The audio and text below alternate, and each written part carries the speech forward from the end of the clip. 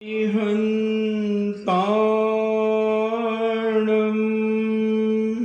नमो अरिहन्ताण इणमो सिद्धाणम्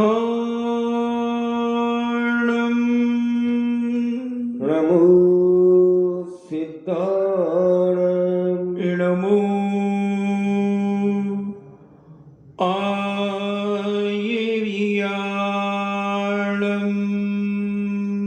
नमो आयर्याण इणमो उबज्झायाणम्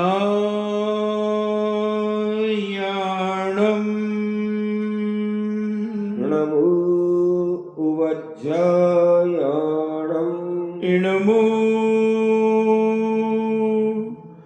लोये सब्बे साहूणम् नमो लोये सव्वसाहूण पंच परमेष्टि भगवान की जय। अहिंसामयी वीतराग विश्व धर्म की जय। देवादिदेव 1008 आदि ब्रह्मा आदिश्वर श्री आदिनाथ भगवान की जय। देवादिदेव 1008 चिंतामणि घोर उपसर्ग विजेता बाल ब्रह्मचारी भगवान महापारसनाथ भगवान की जय। परम पूजनी 1008 देवादिदेव 1008 शासन नायक बाल ब्रह्मचारी भगवान महावीर स्वामी की जय। परम पूजनी आचार्य श्रोमणि गुरुवर श्री कुंद कुंद महामुनि राज की जय।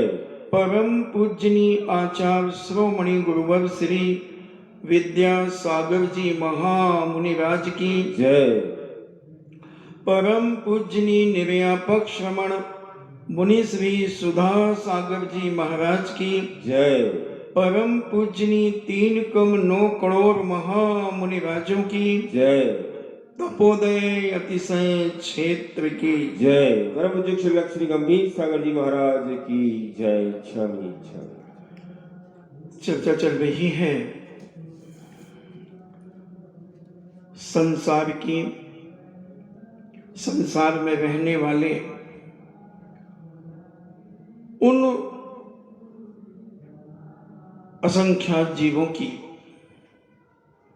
जो जीव सुख और दुख का अनुभव करते हुए अपने जीवन को व्यतीत कर रहे हैं। बहुत बिरले लोग हैं जो दुख को समझ लेते हैं और बहुत सारे लोग हैं जो सुख में मस्त हो जाते हैं। दुख को समझना और सुख में मस्त हो जाना, दोनों क्रियाएं संसार में अनादिकाल से चल रही हैं और अनंत काल तक चलेंगी। मगर जो सुख से दुखी हो जाता है वह महान बन जाता है।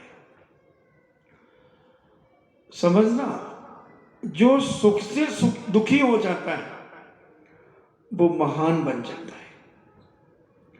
जो सुख में मस्त रहता है वो संसार में घूमता रहता है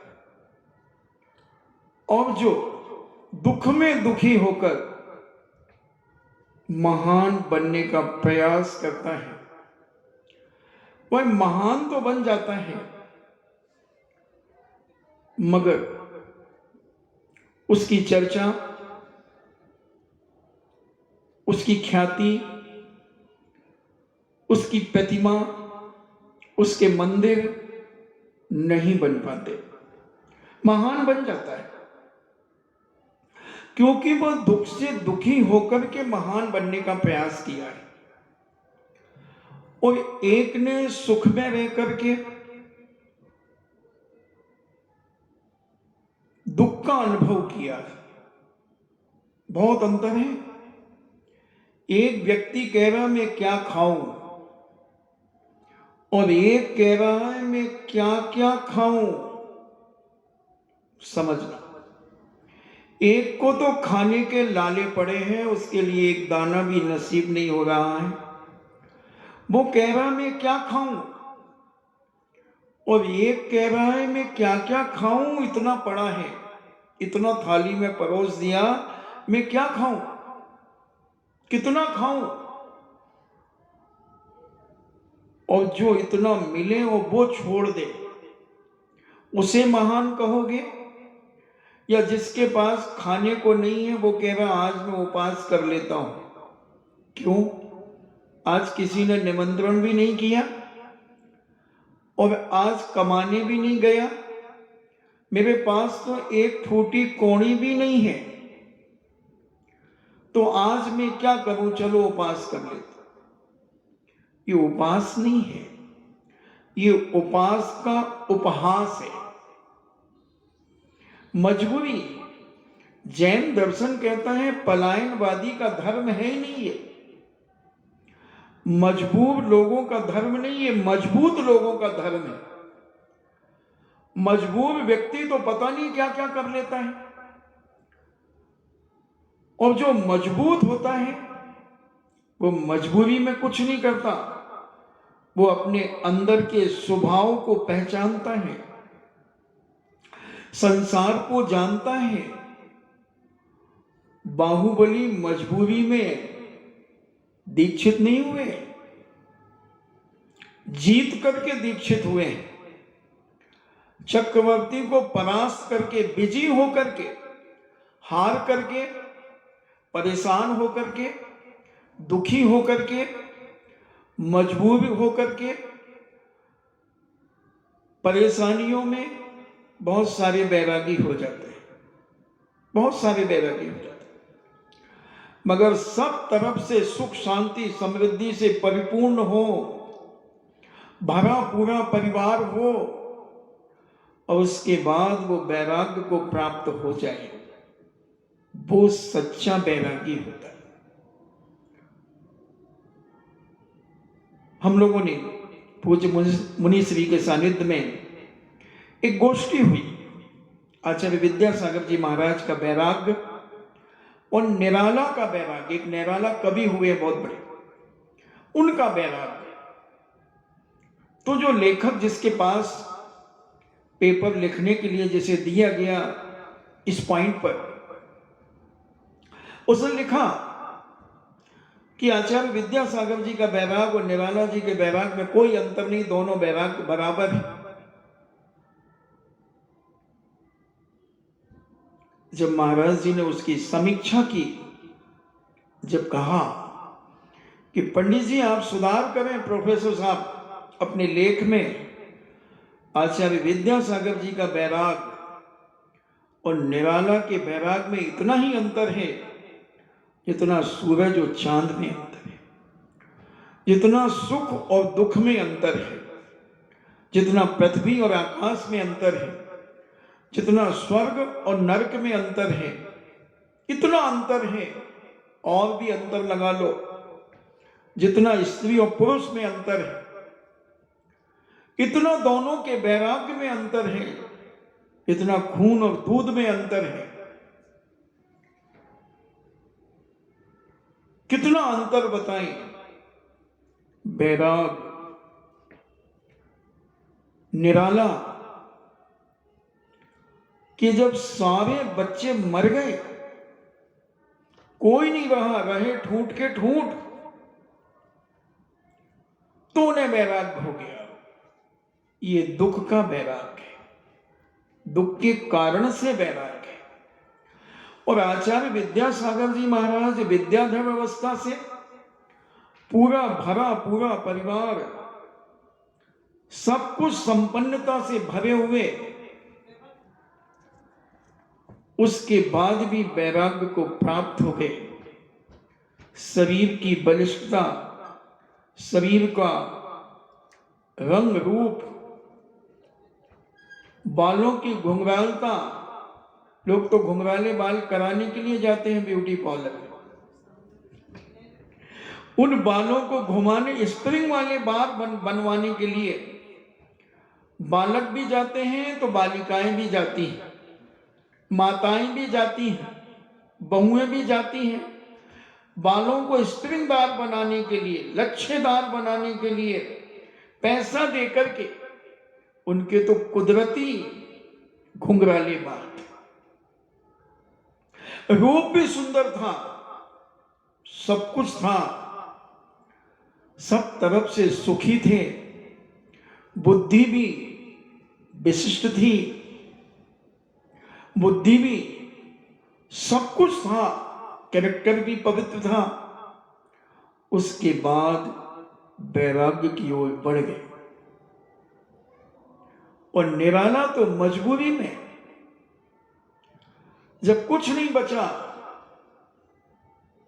तो कहता चलो हम साधु हो जाते, एकाकी हो जाते, एकला चलते हैं, अकेले रहते हैं। अबे तेरा कोई है ही नहीं आगे पीछे, तो अकेला रहेगा ही रहेगा। नहीं, ये ज्यादा ख्याति प्राप्त नहीं कर पाते। ख्याति प्राप्त वो करते हैं जो किसी में, जिसमें कोई असाधारणता हो, कोई ऐसा अलौकिक उनके जीवन की घटना घटी हो और उस घटना को देखकर उन्हें वैराग्य हो जाए। ये बात अलग है कि वो भले व्यक्त ना कर सके उस वैराग्य को। कई लोग पूछते हैं महाराज जी आपको वैराग्य कैसे हुआ? तो मैं कह देता हूं तुम्हारी शकल देख करके। तो वो कहता महाराज मैं तो था ही नहीं उस समय। तो हम कहते कोई बात नहीं, पूर्व जन्म में तो हो गए। क्योंकि वैराग्य व्यक्त नहीं किया जा सकता। कोई भी अपना वैराग्य व्यक्त नहीं कर सकता। या तो वो बढ़ा चढ़ा करके बताएगा सामने वाले को आकर्षित करने के लिए, प्रभावित करने के लिए, या फिर कम बताएगा। ओरिजिनलिटी तो एक अंदर की अनुभव की चीज होती है। अनुभव का व्यक्तीकरण नहीं किया जा सकता। हम जितना जानते हैं क्या उतना हम बोल पाते हैं? और जितना हम बोल पाते हैं तो क्या उतना लिख पाते हैं? बहुत बिरले होते हैं लोग जो बोल भी पाते हैं, लिख भी पाते हैं और अनुभव भी करते हैं। बहुत बिरले लोग होते हैं। इन्हें ही बड़े फिलॉसफर, दार्शनिक कहते हैं, जिनका सोच, जिनका चिंतन, जिनका मनन बहुत गहरा होता है। हर व्यक्ति उनकी गहराइयों को समझ नहीं सकता। बिरले लोग होते हैं, बहुत बिरले होते हैं। ऐसे ही सुख को प्राप्त होकर के जो वैराग्य को पा जाते हैं वो बहुत बिरले होते हैं। उंगलियों पर गिनने वाले लोग होते हैं, बहुत कम। एक कोड़ा कोड़ी सागर में 24 तो ये मान लीजिए 24 तीर्थंकर जो सब तरफ से सुखी थे, जिनका भोजन स्वर्गों से आता था, जिनके कपड़े स्वर्गों से आते थे, जिनकी सेवा में देवियां और देव उनकी सेवा में रहते थे, गर्भ में आने के पहले जिनके रत्नों की वर्षा होती है, एक दिन में 10.5 करोड़ रत्न और 15 महीने रत्नों की वर्षा, 15 महीने रत्नों की वर्षा, वो सब तरफ से सुखी, जिनके चरणों में 32,000 मुकुटबद्ध राजा नतमस्तक हो रहे हैं। इन्हें पूरा भारत जिनका हो, जिसके पूरे भारत के मालिक हो, सारे राजा उनके अधीनस्थ हों, और वो एक सफेद बाल देख करके वैराग्य को प्राप्त हो जाए, वो बादलों के विघटन को देख करके वैराग्य हो जाए, किसी के मरने का आभास होते ही वैराग्य को प्राप्त हो जाए, कोई अपना दर्पण में मुख देख करके उसे वैराग्य प्राप्त हो जाए। अपन कितने बार देखते हैं, अगर जी कमरे से निकलने के पहले एक बार जरूर देख लेते हैं अपने मुख को कि कोई कुछ कह ना दे, इसलिए हम बहुत तैयार होकर के निकलते हैं। एक बार सो के उठने के बाद भी एक बार मुंह देखा करो, मुंह पे हाथ फेरने के पहले, मंजन करने के पहले, नहाने के पहले, जैसे ही आप रजाई को छोड़ते हैं और सीधे जाकर के दर्पण की तरफ देखना एक बार, तो मैं भी वैराग्य हो सकता है। तुम सोचोगे मैं ऐसा हूं, ओरिजिनलिटी है वो, बिल्कुल ओरिजिनलिटी है। सो के उठ करके दर्पण को देखो। मैं युवाओं से भी कहता हूं कि एक तो तुम पाणी ग्रहण करना नहीं बेटा, युवतियों से भी कहता हूं कि पाणी ग्रहण करना मत। महाराज जी ऐसे कैसे होगा, पाणी ग्रहण तो करना ही पड़ेगा। अच्छा पड़ेगा, इन्हें मजबूरी है, ठीक है करना, करो, मगर तुम जब किसी लड़की को देखने जाओ तो फोन करके मत जाना। बात चलती रहे भले, अब उनसे कहें कि तुम्हारे माता पिता कहें कि भाई हम लोग आ रहे हैं देखने के लिए, कब आएंगे ये मत बताओ, आ जाएंगे जिस दिन हमको समय मिलेगा। और सीधे अचानक सुबह सुबह पहुंचो, और ठंड में और पहुंचो 6 बजे सवेरे, जब वो रजाई में सुकड़ी पड़ी हो और उसके पिता कहे अरे उठ बेटा उठ, वो आए हैं बिजोलिया वाले, उठ जा उठ जा। और यार मम्मी मैं कैसे उठूं, मेरी तो शक्ल देखो कैसी है। अब मैं उनके सामने, उनको बेटा 2 मिनट का काम है बस, वो तो निकल रहे थे तो उनको जाना है माइंस पे, उन्होंने अभी नई माइंस खरीदी है, उस माइंस में झड़ाने, क्या बोलते झड़ाना, झड़ाने जाना है उसको। तो उन्होंने कहा चलो एक नजर देखते चले। अरे मुझे तो शर्म आ रही, क्यों, ओरिजिनलिटी दिखाने में शर्म क्यों। अब बोलो तुम क्या करोगे, ये समस्या तुम्हारे सामने आ जाए तो थोड़ी सी अगर जिद्दी होगी बालिका तो प्लीज मम्मी मैं नहीं चाहूंगी, आप तुम उनको कह दो कि उसका स्वास्थ्य ठीक नहीं है। 100 बहाने बनाने का प्रयास करेगी वो बिटिया, घुमाने का प्रयास करेगी माता पिता को भी, यहां तक कि कह सकती कि मैं जा नहीं सकती उनके सामने। आप समझ जाओ, ये भी बहाना कर सकती। क्यों छुपा रहे हो तुम अपनी असलियत को, वो तो आए ही है तुम्हारी असलियत को देखने के लिए, पहचानने के लिए। क्योंकि अगर तुम्हें 2 घंटे या 2 दिन पहले तुमसे कह दिया जाता कि इस तारीख को आएंगे, तो हम तो ब्यूटी पार्लर में जाकर के लीपा पोती करके आ जाते, करवा के आ जाते, और फिर हम दिखाते और या देखते वो, तो वो बात नहीं थी जो ओरिजिनलिटी में होती है। हमारे यहां एक कथा आती है सनत कुमार चक्रवर्ती की। वो इतने सुंदर थे कि उनकी स्वर्गों में चर्चा होती थी। सौधर्मेंद्र की सभा में किसी देवता ने पूछा कि सौधर्मेंद्र आप ये बताएं कि मध्य लोक में भरत क्षेत्र में क्या कोई हम लोगों से भी सुंदर कोई है। उन्होंने कहा हाँ है।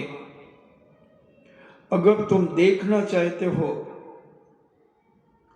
तो सनत कुमार चक्रवर्ती को देखो। अभी इस समय वो अपनी व्यायामशाला में व्यायाम कर रहे हैं।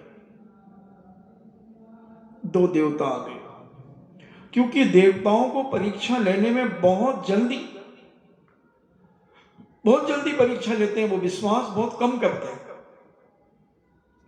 और वो आ गए व्यायामशाला में, देखते हैं कि सनत कुमार चक्रवर्ती व्यायाम कर रहा है, पसीने से लथपथ है, शरीर में व्यायामशाला की मिट्टी लगी हुई है अखाड़े की। दोनों देवता कहते वाह वाह, क्या रूप है। चक्रवर्ती सुनता है, कौन हो तुम? क्योंकि जो ऐसा कहेगा वो नया व्यक्ति ही होगा, क्योंकि व्यायामशाला के पहलवान तो रोज ही देख रहे थे चक्रवर्ती को।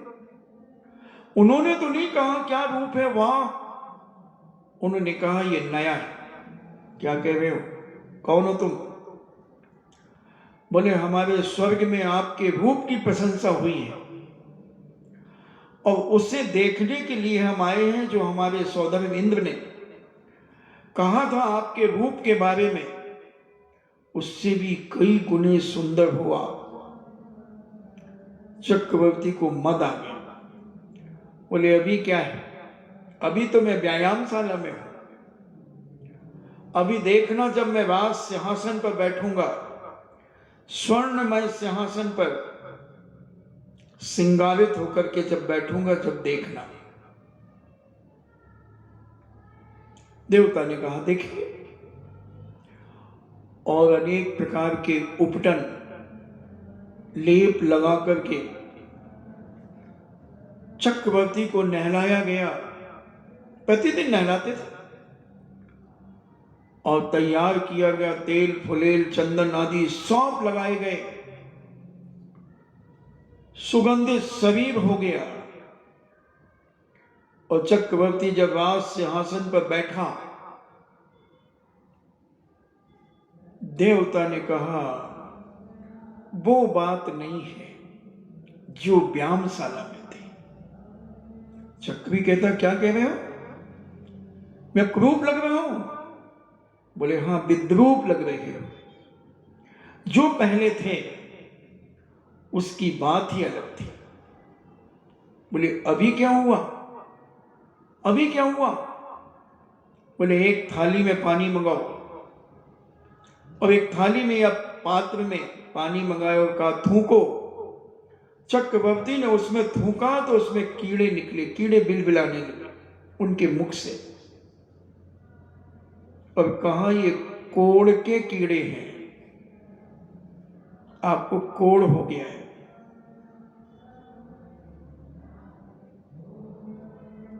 चक्री कहता अच्छा, कोड़ हो गया? बोले हां, वो वैराग्य को प्राप्त हो गया। चक्रवर्ती कहता मैं दीक्षा देता हूं, और उन्होंने दीक्षा ले ली। ये भी दुख के कारण दीक्षा ली,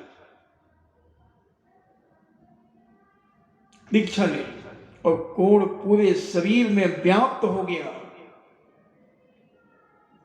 अब स्वर्ग में फिर चर्चा चली कि मध्य लोक में भरत क्षेत्र के अंदर अगर कोई बैरागी है जो अपने शरीर से ममत्व भाव छोड़ा है, मोह भाव छोड़ दिया है जिसने, वो है महामुनि सनत कुमार महामुनिराज। देवता कहते हैं वो तो बहुत रागी है, अभी हम लोग देख करके आए हैं। बोले नहीं, देखो उन्हें ये शरीर के प्रति उपेक्षा भाव आ गया है, शरीर के प्रति कोई रागान्वित भाव नहीं है उनके अंदर। वो वैराग्य से भर करके उन्होंने दिगंबरी दीक्षा धारण कर लिया, जैनेश्वरी दीक्षा धारण कर लिया। और उन्हें बड़ा भयंकर कुष्ठ रोग हो गया है, फिर भी वो ध्यान लगाकर के घनघोर जंगल में बैठे बैठे। देवता कहते हैं हम देखते हैं, और देवता वैद्य का रूप बना करके आ जाते हैं और जंगल में घोषणा करते हैं, किसी भी प्रकार की किसी को कोई बीमारी हो उसका इलाज हमारे पास है। कई चक्कर मुनिराज के आजू बाजू से लगाते हैं, मुनिराज का ध्यान खुलता है। बोले भाई तुम्हारी दवाइयां यहां जंगल में कौन लेगा, शहर में जाओ। नहीं नहीं, बोले हमारे पास आपके कुष्ठ रोग की भी दवा है। महाराज कहते हैं वो तो हमारे पास भी है, इस कुष्ठ रोग को मिटाने की दवा तो मेरे पास भी है, मगर इस शरीर की मैं परवाह क्या करूं, इसमें तो आग लगना है, ये तो जलाया जाएगा, ये तो मिट जाएगा, इसकी चिंता नहीं है मुझे। बोले नहीं ऐसे मत करो, इसका इलाज है। महाराज कहते मेरे पास भी इलाज है। अगर तुम्हारे पास रोग की दवा है तो जन्म मरण रूपी रोग मुझे जो अनादि काल से लगा है, उस रोग की अगर कोई दवा तुम्हारे पास हो तो वो दवा मैं ले सकता हूं, बाकी तुम्हारी और कोई दवाओं की मुझे आवश्यकता नहीं, और ना तुम्हारे दवाओं की आवश्यकता है और ना तुम्हारे प्रभाव की आवश्यकता है। मैं तो अपने स्वभाव में रहने वाला साधु बन गया। देवता कहते हैं वाह, जब गृहस्थ में था, जब इतना रागान्वित था, इतना रागान्वित था कि इतना श्रृंगार करके बैठता था राज सिंहासन पर, और जब इसे वैराग्य हुआ है तो शरीर से भी राग खत्म हो गया, शरीर में कोढ़ गल रहा है, फिर भी चेहरे पर मंद मंद मुस्कान झलक रही है। धन्य। और दोनों देवताओं ने पूज्यवर के चरणों में मस्तक झुका दिया, मस्तक झुका दिया और कहा वाह, ये है भले दुख में वैरागी तो हुए, मगर अब इस दुख से अब दुखी नहीं है। पहले तो दुख के कारण के कोढ़ हो गया, अब क्या है संसार में, वैराग्य पा लिया, मगर अब उस शरीर की चिंता नहीं, चिंता नहीं, इसी का नाम वैराग्य। तो सुख में वैराग्य प्राप्त करना, दुख में वैराग्य प्राप्त करना, सुख में आनंद मनाना, ये तीन प्रकार की कैटेगरी के लोग दुनिया में रहते हैं। हम कौन से नंबर के हैं, स्वयं अपनी कॉपी चेक करना और स्वयं नंबर दे देना, क्योंकि मैं चेक करूंगा तो तुम तो फेल हो जाओगे, 33 नंबर भी नहीं ले पाओगे। इसलिए ओरिजिनल बालिका के लिए बताया, ऐसे ही बालक को भी अगर देखने जाएं तो बिना बताए जाए, ऐसी अचानक धावा बोले कि जब वो सो रहा हो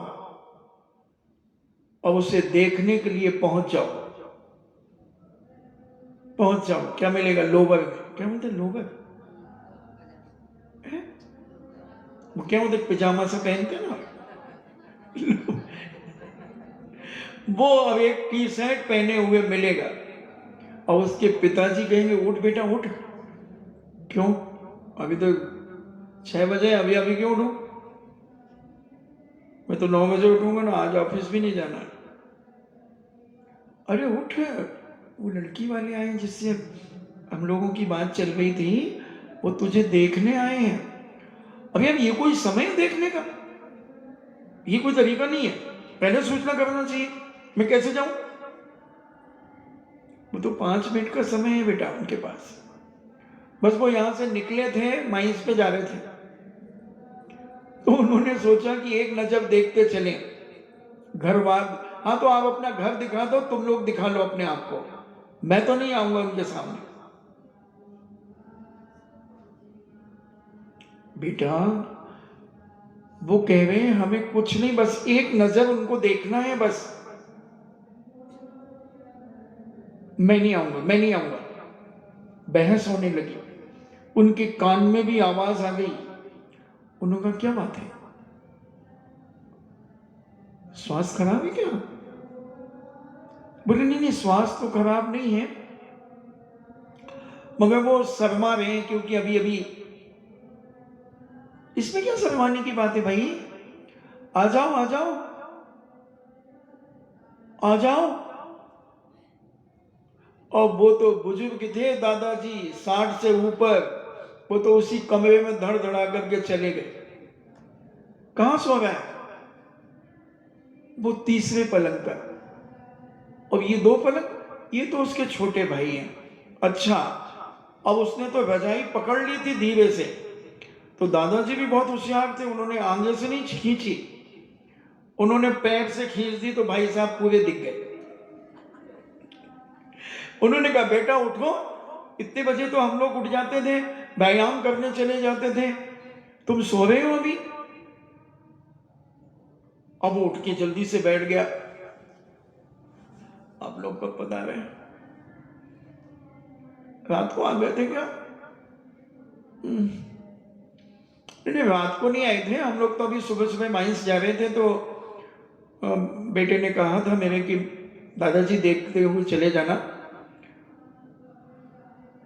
हाँ ठीक है, अच्छा हम चलते हैं। और दादाजी तो चले गए। अब इसने जो घर में हंगामा मचाया, मुझे नहीं करना ऐसी लड़की से शादी, ये कोई तरीका, व्यवहारिकता नहीं इसके अंदर। इनके जब दादाओं में व्यवहारिकता नहीं, तो उस लड़की में क्या व्यवहारिकता होगी, मूर्ख होगी कहीं की। ये कोई तरीका है? और खूब उसने तो पूरे घर को उठा लिया। आपसे पूछना चाहता हूं, ये गलत है या सही है? उनका देखना और उसका बड़बड़ाना, कौन सही है और कौन गलत है? मुझसे पूछो तो उनका देखना बिल्कुल सही है, उसका बड़बड़ाना बिल्कुल गलत है।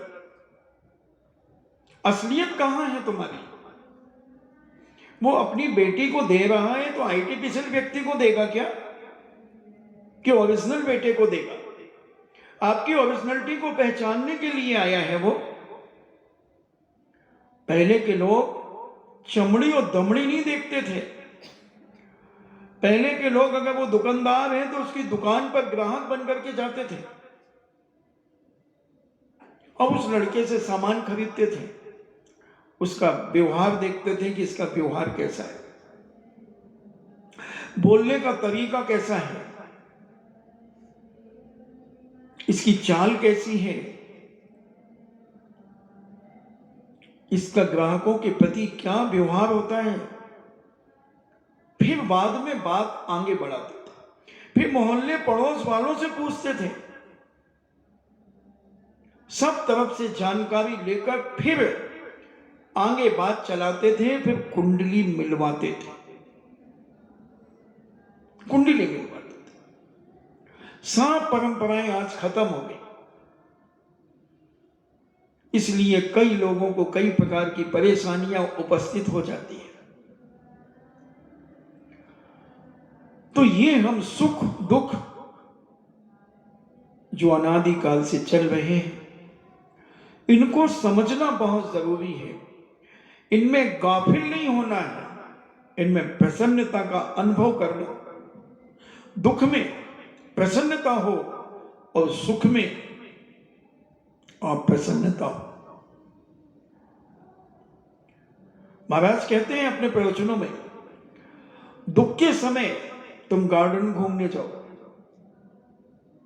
और तुम दुख के समय पागल लोगों मंदिरों में आते हो, साधुओं के पास आते हो, महाराज बड़ी परेशानी चल रही, क्या हुआ, ऐसा ऐसा हो गया, अरे नहीं, उस समय तो तुम गार्डन घूमने जाओ, मैसूर का वृंदावन गार्डन देखने जाओ। हाँ, और जब सब तरफ से सुख संपन्न से भरे हो, तब जिनालय में आओ, तब शांति विधान करो, महामस्तक अभिषेक करो, क्योंकि अभी हमारे सुख के दिन चल रहे हैं। तो हम और पुण्य की क्रिया करेंगे तो और सुख पड़ेगा, और सुख पड़ेगा। और दुख में, मजबूरी में धर्म करोगे, वक्त के मारे कम वक्त, वक्त के मारे कम वक्त, तो तुम्हें क्या मिलेगा? तुम्हें तो वही अंदर हुल्कियां छूटेंगी, दुख की हुल्कियां छूटेंगी। हमारे श्रीपाल ने दुख के समय भी धर्म किया और सुख के समय भी धर्म किया। उन्होंने सदाबहार एक सा अपना जीवन बनाया, सदाबहार इतना जीवन बनाया, एक सा जीवन बनाया, सुख में न दुख में, प्रतिदिन पंच परमेष्टि की आराधना, उपासना, जिनेन्द्र भगवान का अभिषेक, पूजन, सिद्ध चक्र महामंडल विधान की आराधना, सब उन्होंने एक दिन भी नहीं छोड़ी। ऐसे कैसे हो सकता है महाराज? जब समुद्र में गिरे थे, जब मन में चलता रहा, पंच परमेष्टि का स्मरण चलता रहा। हमारे यहां तो सोते जागते, उठते बैठते, चलते फिरते, खाते पीते, सब समय महामंत्र का जाप कर सकते हो। यहां तक कि तुम गंदे स्थान पर गए हो गंदगी निकालने, उस समय भी, मगर उच्चारण में मत करना, मानसिक चलने दो, क्योंकि मौत कहीं भी आ सकती है, मौत कहीं भी आ सकती है। पीछा कर रही है एक एक व्यक्ति का मौत, तुम कितना भागोगे? एक राजा के यहां पर एक भोज चल रहा था, बड़ा विशाल भोज था, और राजा के यहां पर एक बहुत विशेष व्यक्ति उस भोज में आए, और वो भोजन कर रहे थे, और मौत ने दस्तक दी, उनकी पीठ को थपथपाया। कौन? बोले, तो मैं लेने आई हूं, मैं मौत हूं। वो घबरा गया बहुत, और उसने राजा साहब से कहा कि राजा मुझे घोड़ा दीजिए, मैं घोड़ा लेकर के भागूंगा, क्योंकि मौत मेरा पीछा कर रही है। और राजा ने एक बहुत सरपट भागने वाला एक घोड़ा उसे दिया, और वो बैठ गया उस पर, और उसने एड़ लगाई, और घोड़ा दौड़ गया, दौड़ता गया, किलोमीटरों से आगे भाग गया, 200-400 किलोमीटर आगे भाग गया। उसने कहा, बस अब नहीं आएगी मौत, अब मैं बहुत दूर आ गया हूं। और वो घोड़े से उतरा, घोड़े को पेड़ से बांधा, मौत ने फिर पीठ थपथपाई, मैं आ गई हूं, मेरा नाम मौत है, मैं तुम्हें लेने, तुम फिर आ गई। अब उसने घोड़ा लिया और फिर दौड़ा। मौत कहती है, आज तक तुमने देखी होगी आज तक की न्यूज, मगर मैं आज तक मुझे कोई परास्त नहीं कर पाया।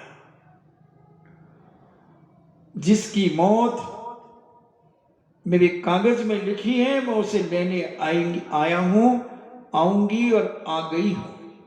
तुम कहां भागोगे? सद्दाम के बंकर में जाकर के छुपोगे? लादेन के बंकरों में जाकर के छुपोगे? कहां जाओगे तुम? चांद पर चले जाओगे? जाओ, मुझे क्या फर्क पड़ता है?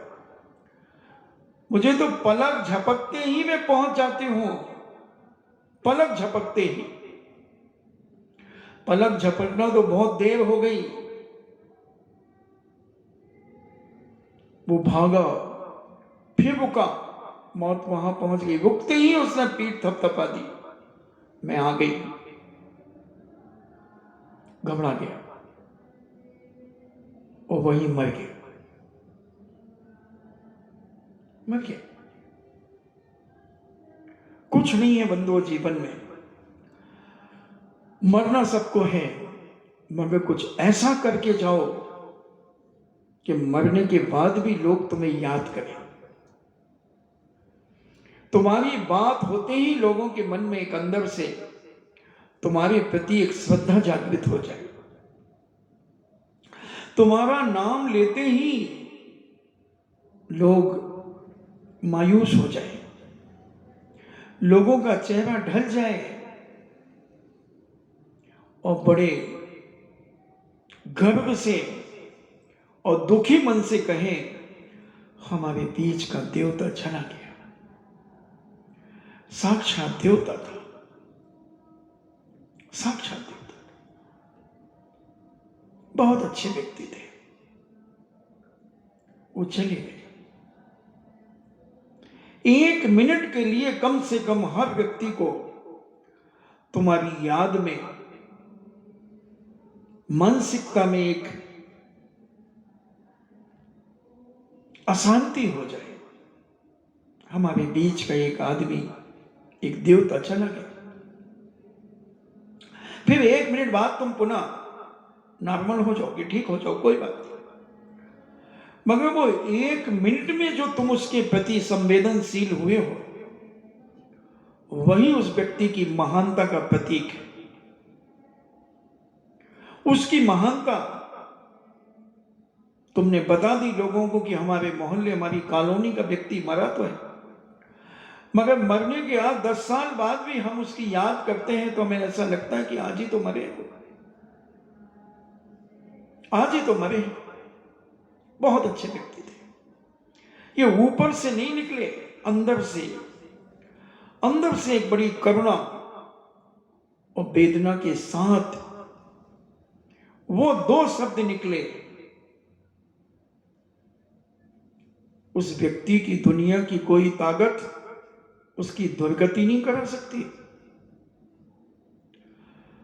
और ऐसे व्यक्ति का नाम लेते, अरे भैया जब से वो मरा है पूरी कॉलोनी में शांति हो गई, पूरे मोहल्ले में शांति हो गई, पूरे हमारी तहसील में शांति हो गई।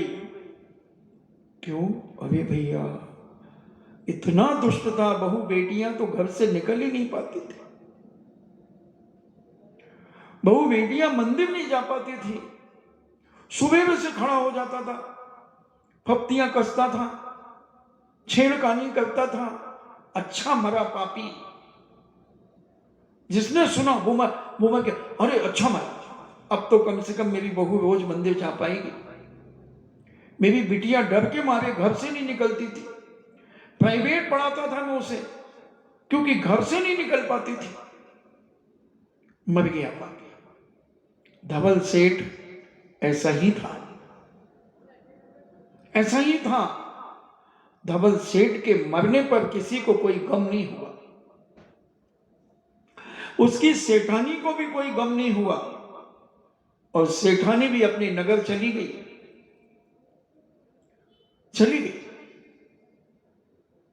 बंधुओं, पापी के मरने पर गम बहुत बिरले लोग मना पाते हैं, और पुण्यात्मा के मरने पर बहुत बिरले लोग होते हैं जिन्हें गम नहीं होता। समझें। और श्रीपाल अनेक शादियां, कल अपन ने उदयपुर मेवाड़ से भी उनकी शादियां कराई थी। उदयपुर की, मेवाड़ की 100 एवं तेलंग देश की 1000 कन्याओं के साथ उसका पाणी ग्रहण हुआ। इस प्रकार अनेक राजकुमारियों के साथ विवाह करता हुआ कुमकुम द्वीप पहुंचा, जहां रैन मंजूषा एवं गुणमाला रह रही थी। कुछ दिनों उनके साथ रुक करके वह आनंद उत्सव मनाकर हजारों, कितनी 5000 कितनी हो गई थी रानियां? 5200 करीब कुछ हो गई थी।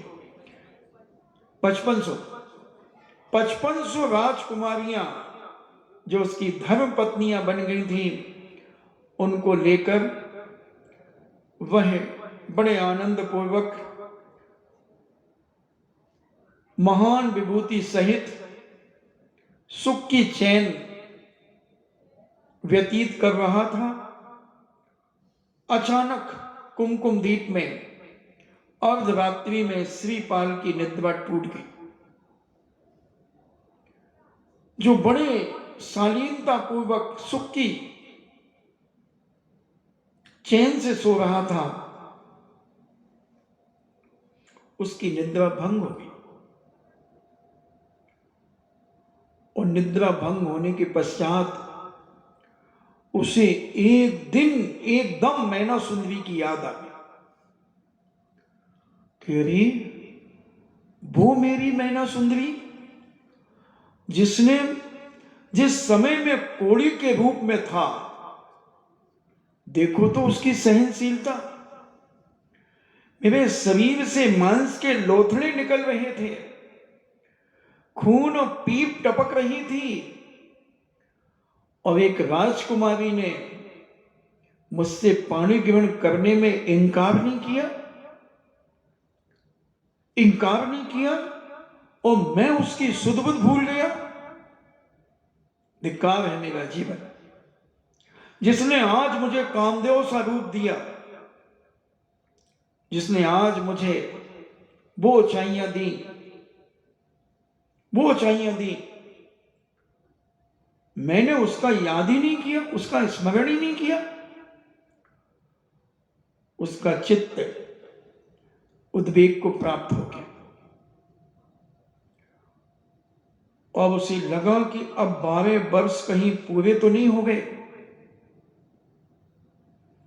उसने 1 मिनट के लिए आंख बंद की और वह दिवस याद किया, तिथि याद की, और उसने कहा, ओहो 12 वर्ष के कुछ ही दिन बाकी हैं, और अगर मैं नहीं पहुंचा तो मैना सुंदरी आरिका के व्रतों को धारण कर लेगी, क्योंकि छत्राणी है। छत्राणी मर सकती है मगर अपने वचनों का भंग नहीं कर सकती, प्रतिज्ञा की पक्की है। समय बीत जाने पर मैना सुंदरी मुझे प्राप्त नहीं हो सकेगी। चिंतित हो गया, और मुझे निश्चित समय पर पहुंचना परम आवश्यक है, परम आवश्यक है। और वह पतिव्रता होने के कारण ही तो इतनी विपुल विभूति मुझे प्राप्त हुई है। वहां वह उसके वियोग में संतप्त हो रही है, यहां अपनी नवविवाहिता हजारों पत्नियों के साथ मैं यहां आनंद उत्सव मना रहा हूं। उपकारी के उपकार को मैं भूल गया। इतना बड़ा उपकार किया मैना सुंदरी ने। उसका जीवन चरित्र पढ़ने पर हर नारी के अंदर पति के प्रति एक श्रद्धा जागती है, और पति को पत्नी के प्रति एक विश्वास और आस्था जागती है। मैना सुंदरी का जीवन और श्रीपाल का जीवन बड़े अलौकिक है। सुख के तो सब साथी होते हैं, दुख का जो साथी बने उसे ही मित्र कहते हैं, उसे ही साथी कहते हैं। बाकी तो सुख के समय, स्वस्थता के समय लोग कब तक पूछते हैं, क्यों भाई कैसे? जब तक जेब में होते हैं पैसे तो लोग पूछते क्यों भाई कैसे, और जिस दिन पैसे खत्म हो जाएं तुम्हारे जेब के और उसे पता चल जाए कि अब इसके पास कुछ नहीं है, किनारा काट देगा। चारुदत्त की क्या दशा हुई? 56 करोड़ की दीनारे बेश्या को दे चुका, और जब उसके पास कुछ नहीं बचा तो उसकी बेश्या की मां ने पोटरी बना करके उसे शौचालय में फेंक दिया श्रीपाल को, क्योंकि पैसा खत्म, मजा खत्म चारुदत्त का। कुछ नहीं बंधु, ये सब स्वागत की दुनिया है। पहचान करो मित्र की, पहचान करो पत्नी की, पहचान करो पति की। सबकी पहचान वक्त पर होती है, संकट के समय होती है।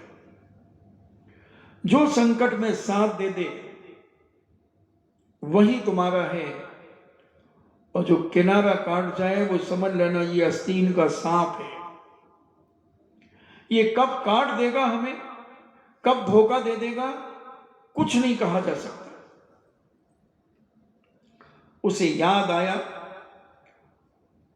और उस चिंता में सारी रात व्यतीत हुई, निद्रा ना आ सकी फिर, और बड़ा घोर अन्याय किया मैंने। यह विचार करते ही प्रातःकाल उठे। प्रातः होते ही नित्य कर्म किया। नित्य कर्म यानी सब शुद्धि आदि करके, जिनेन्द्र भगवान का अभिषेक पूजन आदि सब करके, और श्रीपाल ने राजा के पास पहुंचे एवं उन्हें अपनी मानसिक स्थिति से अवगत कराया और कहा कि अब स्वदेश जाने के लिए मुझे आज्ञा दीजिए, क्योंकि मैं अपने स्वदेश जाऊंगा, अपने मुल्क जाऊंगा। बहुत समय हो गया। उनकी बातों को सुनकर राजा ने सोचा कि इन्हें जाने की आज्ञा देने में मुझे हार्दिक संताप होगा, मुझे बहुत दुख होगा। ऐसी अवस्था में हट करना भी तो अनुचित होगा। उन्होंने उनकी विवाहिता पत्नियों के साथ श्रीपाल को विदा करने का निश्चय किया। विदा की बेला में उन्होंने सभी को उत्तम उत्तम आभूषण दिए एवं भाव विभोर चित्त से उन्होंने कहा, पुत्रियों, तुम्हें यह सब जानकर प्रसन्नता होगी कि जो पुरुष तुम्हारा पति है वह अत्यंत तेजस्वी, धीर वीर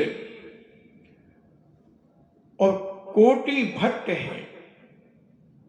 तुम लोगों ने अवश्य पूर्व जन्म में ऐसा उत्तम पुण्य किया है कि जिस पुण्य के कारण, जिस पुण्य के प्रभाव से तुम्हें सर्वगुण संपन्न तुम्हारे पति हैं और पुरुषों में श्रेष्ठ हैं। तुम्हारा सौभाग्य है।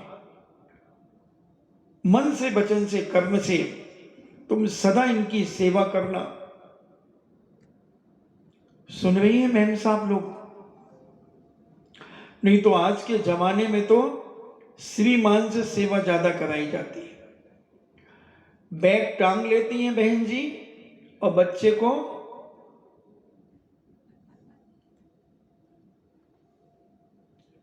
और खरीदी करती हैं बहन जी, पैसे दे देना, इतने दे देना। क्या लिया तुमने? अरे हल्ला नहीं करो, बाजार में भी तुम बस दे दो चुपचाप। और आंख दिखा दी तो बेचारा तो और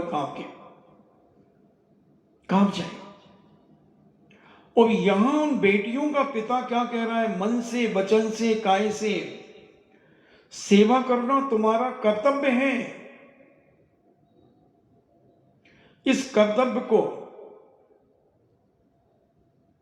कभी भी असावधानी नहीं करना, अपने गुरुजनों की आज्ञा का पालन करना, दिन रात गुरु आज्ञा में तत्पर रहना, अपनी सास ससुर की सदा सेवा करना,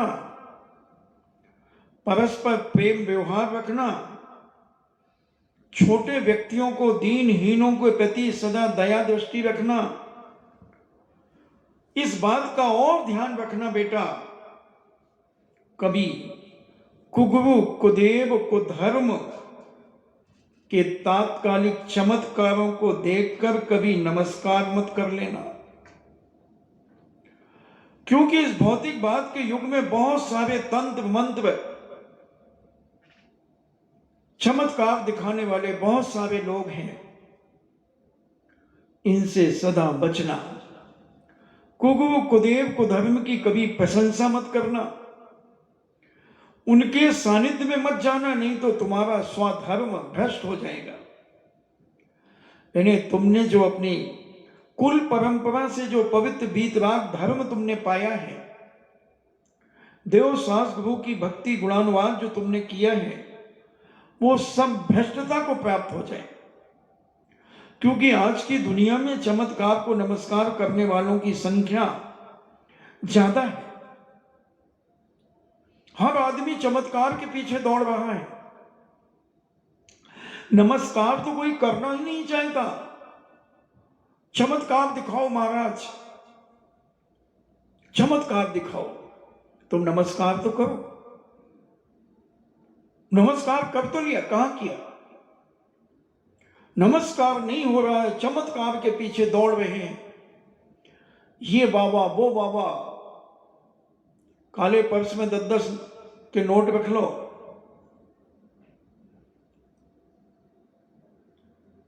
कल लस्सी पी थी तुमने? नहीं बाबा सर कल नहीं पी। तो आज 3 लस्सी पीना, तुम्हारा काम हो जाएगा, जाओ।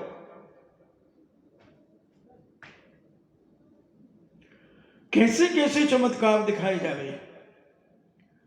अंधों में काना राजा, टके सेर भाजी टके सेर खाजा, अंधे नगरी चौपट राजा। कुछ नहीं बंधु, सब उनके आदमी होते हैं। आप कभी प्रदर्शनी गए? प्रदर्शनियों में आपने देखा होगा साइकिल भी रखी है, मोबाइल भी रखे हैं, बहुत सारी प्राइजें रखी रहती हैं, टीवी भी रखी रहती है, बहुत सारे आइटम रखे रहते हैं, और ट्रे के अंदर कैरम की गोटियां रखी रहती हैं। और हमारे समय में 1 रुपए में 6 गोटियां उठाई जाती थी, और 6 गोटी उठा करके उनके नंबरों को जोड़कर उनमें बोर्ड लगा रहता था, इतने नंबर पर साइकिल, इतने नंबर पर ये, सब लगा रहता था, और भीड़ लगी रहती थी वहां पर। बस वो यूं जोड़ते, ये बाबूजी का 36 नंबर, ट्रांजिस्टर दो उनको, भैया को ट्रांजिस्टर दो। अब वो ट्रांजिस्टर ले जाता, घड़ी ले जाता, कहीं ये ले जाता।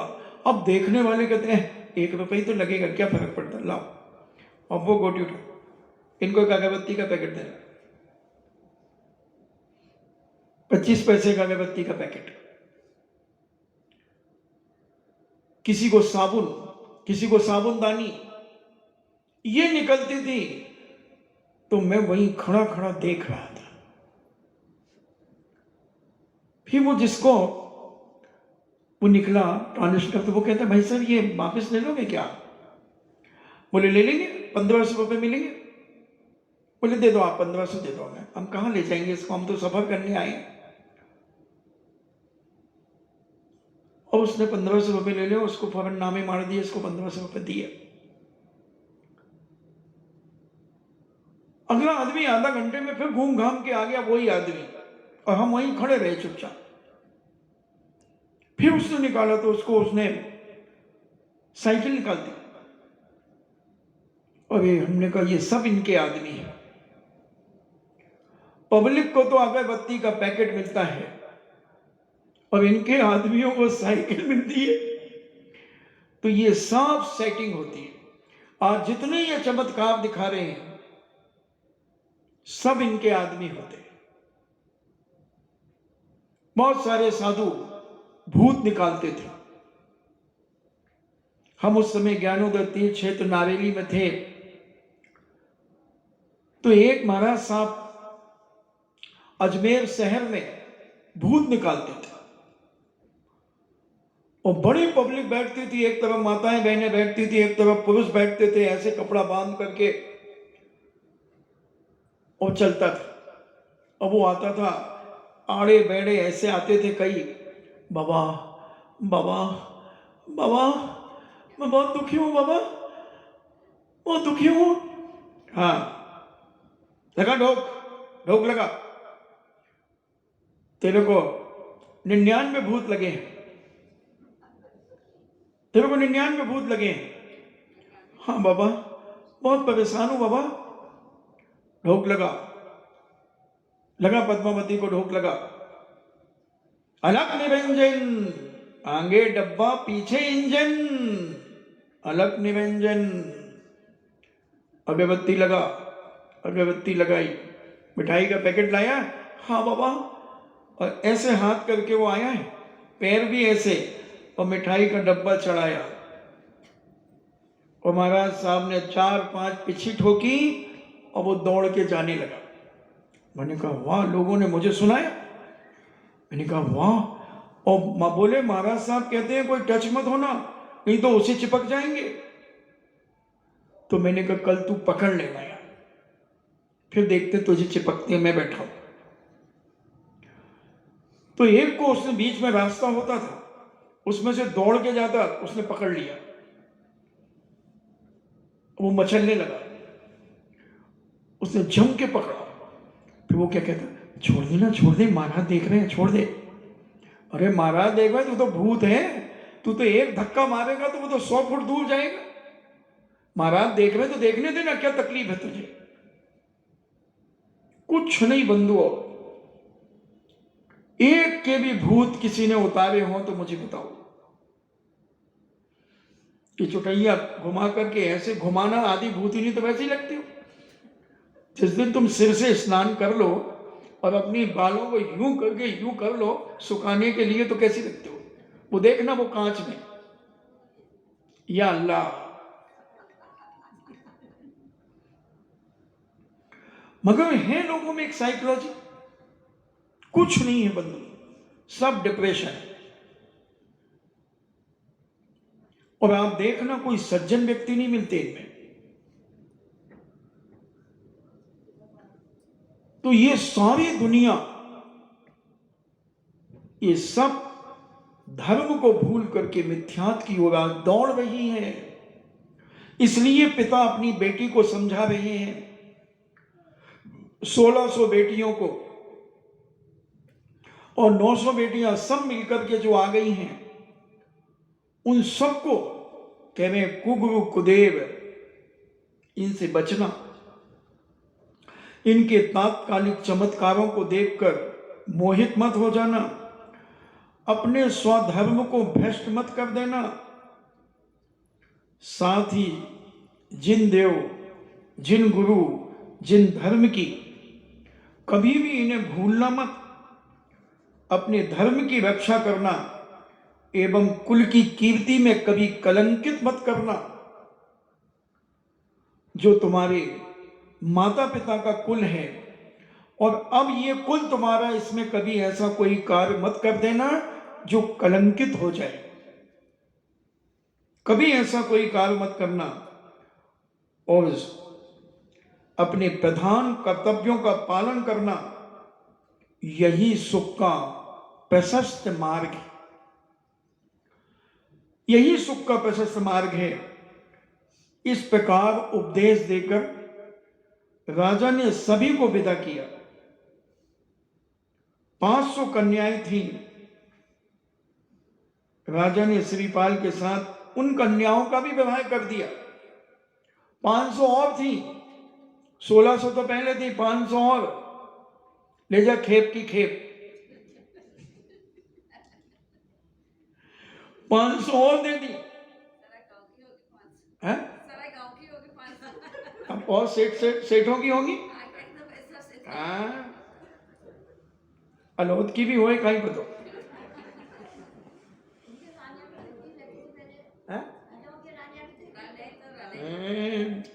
तुम तो बेईमान लोग हो सब। पहले के लोग पाप करते थे, उसका फल भी भोगते थे।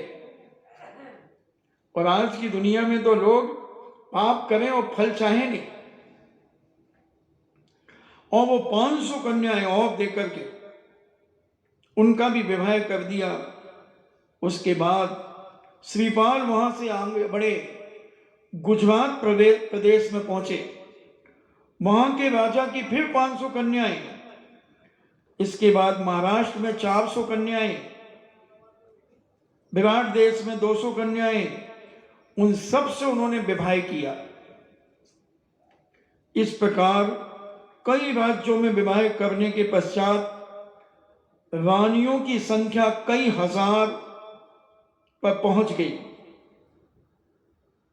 बहुत विशाल उनका दलबल। इन स्त्रियों के अतिरिक्त श्रीपाल के पास एक बड़ी सेना भी थी। अपने विराट दलबल के साथ श्रीपाल उज्जैन नगरी के लिए पहुंचे और एक बाहर के उद्यान, जो बड़े बड़े उद्यान थे, वहां जाकर के ठहर गए। वहां पहुंचने पर सारी सेना ने नगर के चारों ओर अपना शिविर डाल दिया। श्रीपाल की सेना में घोड़े, हाथी, रथ, बैल, ऊंट, पैदल सिपाही, बाजे आदि सब कुछ थे। इनके भीषण कोलाहल को सुनकर सभी लोग आश्चर्यचकित हो गए कि ये कोलाहल कैसे हो रहा है, क्या हो रहा है। मनुष्यों की तो बातें क्या, जल जीव भी, जो समुद्र तालाबों में जीव थे वो भी घबरा गए। पशु आदि सब भयभीत उठे। तांत्रिक घबरा गए, मांत्रिक घबरा गए। वो सब अपने आप को सुरक्षित करने का प्रयास करने लगे। जो कमजोर लोग थे, जो दुर्बल थे, वो कांपने लगे कि आवाज कहां से आ रही है, क्या है। वे नगर छोड़कर भाग निकलने का प्रयास करने लगे। उन लोगों ने सोचा केवल नाम के लिए अपने अमूल प्राणों को व्यर्थ क्यों गंवाएं।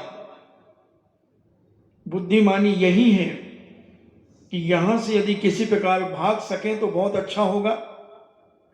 तो इनकी नजरों में कहीं हम छिपकर अपने जीवन के बाकी दिनों को शांति से बिता सकेंगे। कंजूसों को अपने धन की चिंता हो गई।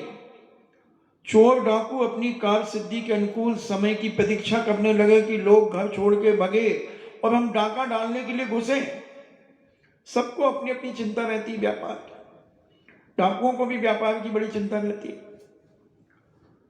जो सूरवीर थे तथा राजा के ऋण का बदला चुकाना अपना कर्तव्य समझते थे, उन्होंने सोचा कोई राजा आक्रमण करने के लिए आ गया है,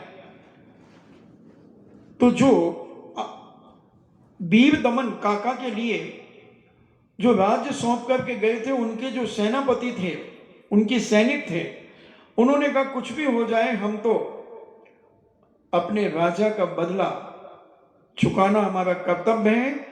और वे राज्य की रक्षा के लिए कटिबद्ध हो गए। अपने अपने शस्त्र अस्त्र निकालकर तैयार हो गए। उनके मन में उल्लास था कि आज उन्हें युद्ध में अपनी वीरता दिखाने का परम सौभाग्य प्राप्त होगा। जो कामी जन थे वो अपनी अर्धांगिनी से वियोग की आशंका से चिंतन करने लगे कि अब मैं मिल पाऊंगा या न मिल पाऊं, मगर राजा की रक्षा तो मैं करूंगा। अब उपद्रव को शांत होते ही हम सब पुनः संसार में आ जाएंगे। नगर को चारों ओर से घिरा देखकर सब लोग चिंतित हुए। राजा के पास जाकर कप कपाते हुए स्वर में कहने लगे, महाराज हमारी रक्षा कीजिए। न जाने किस देश के राजा ने अपनी विशाल सेना लेकर के अपनी उज्जैनी नगरी को चारों तरफ से घेर लिया है। बड़ी विशाल सेना है उसके पास, हमें बड़ी आशंका हो रही है। राजा भी चिंतित हो उठे। अपने मंत्रियों को बुलाकर इस विषय में उचित परामर्श करने में मग्न हो गए। मंत्रियों ने अपनी अपनी बुद्धि एवं विचार के अनुसार अपने अपने मत प्रकट किए। इसी सोच विचार में संदेह हो गई। अंत में राजा ने अपनी सेना को तैयार करने का हुक्म दे दिया। श्रीपाल ने अपने सैनिक, अपने दल बल की सारी व्यवस्थाएं वहीं कर दी और यहां पर युद्ध की तैयारी होने लगी है और वहां सेना शांति से विश्राम कर रही है। कोई खेल रहा है, कोई विश्राम करने के लिए तैयारी कर रहा है और रानियों के अनेक अनेक सुंदर सुंदर मंडप वहां तैयार कर दिए गए हैं। रानियां अपने वनवास में पहुंच गई हैं और धीरे धीरे दिन अस्त हो रहा है, रात्रि का उदय हो रहा है और आपका समय भी हो गया है। इन्हीं मंगल भावना के साथ सबकी आत्मा परमात्मा बने। जिनवाणी स्तुति। जिनवाणी के ज्ञान से सूझे लोकालोक, सो बाणी मस्तके धरो सदा देते हूँ धोख। हे जिनवाणी भारती, तो ही जपो दिन रैन, जो तेरो शरणा गहे, सो पावे सुख चैन। देव भजो अरिहंत को, गुरु सेवा निर्ग्रंथ, दया धर्म पालो सदा, यही मोक्ष का पंथ। नौ बार नमोकार।